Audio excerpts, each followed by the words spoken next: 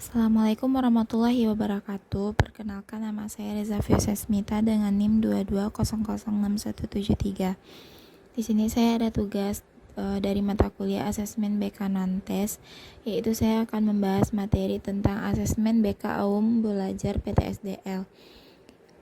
Asesmen BK Aum Belajar PTSDL ini terdiri dari 4 poin. Yang pertama, pengertian, tujuan, dan penggunaan. Yang kedua, latar belakang pengelompokan masalah.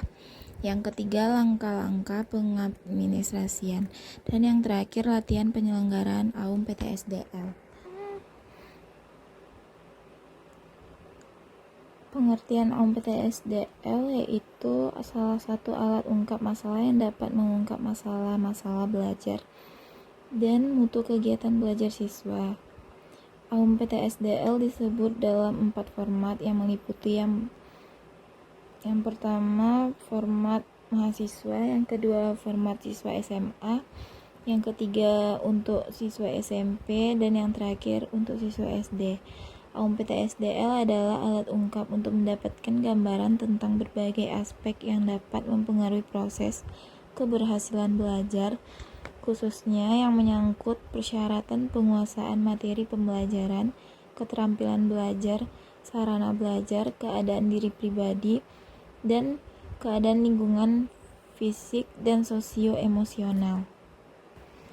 Tujuan AUM PTSDL yaitu mengungkapkan masalah siswa dalam belajar. Yang kedua, mendapatkan gambaran tentang masalah belajar. Selanjutnya, kegunaan dari AUM PTSDL yaitu membantu konselor dalam membentuk layanan bimbingan dan konseling khususnya yang berkaitan dengan masalah belajar. Yang kedua, mengidentifikasi masalah yang berhubungan dengan belajar siswa.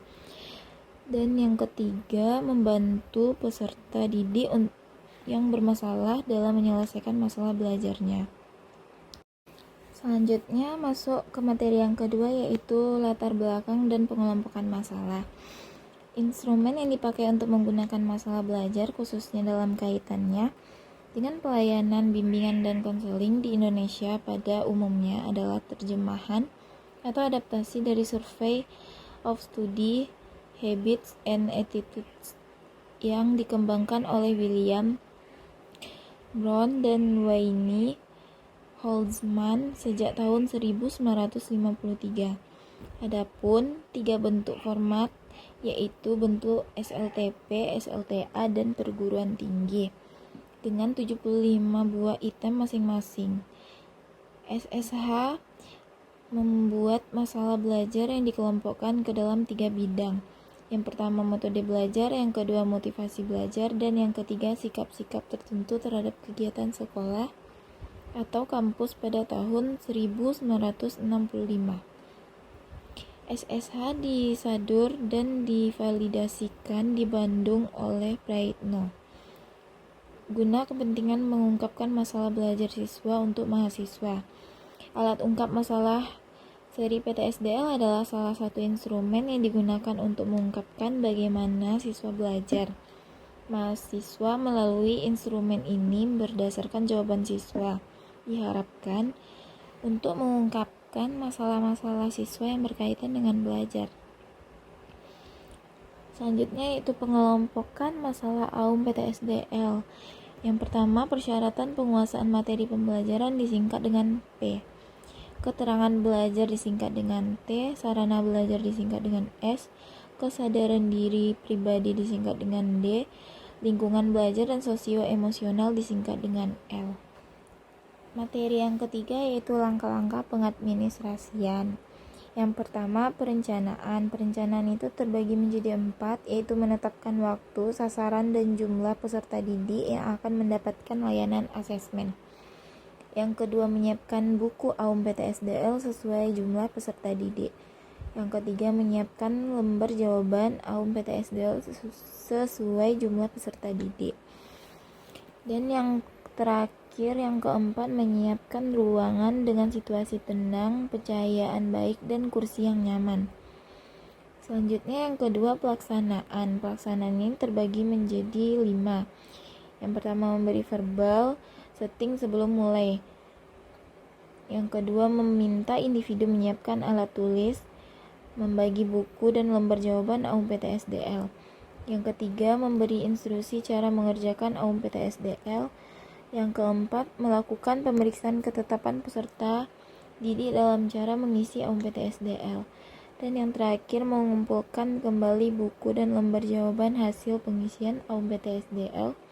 Lembar jawaban yang dikumpul diteliti apakah telah dikerjakan dengan lengkap. Selanjutnya, yang ketiga, pengolahan hasil terbagi menjadi 5. Yang pertama, konselor melakukan pengolahan hasil AUM PTSDL dengan melakukan perhitungan secara kuantitatif menggunakan format tabulasi pengolahan dan rumus yang telah ditetapkan. Yang kedua, berdasarkan hasil pengolahan secara kuantitatif, konselor melakukan analisis kualitatif. Yang ketiga, pengolahan hasil AUM PTSDL harus dilakukan paling lambat 1 minggu setelah pengisian mengingatkan. Yang keempat, permasalahan individu bersifat dinamis dan bisa mengalami perubahan. Yang kelima, kesegaraan pengolahan hasil AUM PTSDL akan mengunjung asas kekinian dalam pembimbing dan bimbingan dan konseling. Yang materi yang terakhir yaitu latihan penyelenggaraan AUM PTSDL. Untuk melakukan latihan penyelenggaraan AUM PTSDL ini harus melakukan beberapa cara. Yang pertama, memahami pengertian tujuan dan penggunaan dari AUM PTSDL. Yang kedua, mengetahui dan memahami format dari AUM PTSDL. Dan yang ketiga, memahami pengelompokan masalah-masalah dari AUM PTSDL. Dan yang keempat, melakukan langkah-langkah pengadministrasian dari AUM PTSDL agar bisa melakukan latihan penyelenggaraan AUM PTSDL. Setelah memahami 4 hal ini, barulah bisa melakukan latihan penyelenggaraan AUM PTSDL, yang mana bisa dilaksanakan di suatu perguruan tinggi maupun di sekolah-sekolah yang menjadi sasaran untuk mendapatkan penelitian dari penggunaan AUM PTSDL ini. Baiklah, sekian yang bisa saya sampaikan. Mohon maaf jika ada kesalahan kata. Saya ucapkan terima kasih. Assalamualaikum warahmatullahi wabarakatuh.